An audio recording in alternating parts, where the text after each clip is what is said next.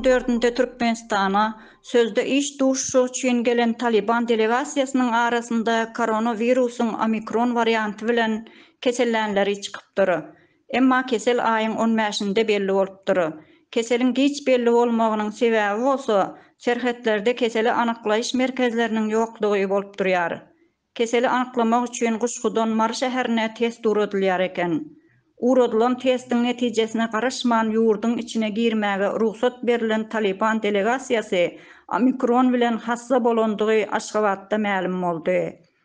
Aýyň 15-nde Guşguda güýçli tupan bolmagyna garamazdan, gije saat 11'ler töwereklerinde serheti açyp Taliban delegasiýasyny kowan şekilletdiler. Guşguda Talibany iýdirip içirmek bilen jogapkar bolan Ilham Çariýew we ýakyndakylar karantina alynandygyny aýdyldy.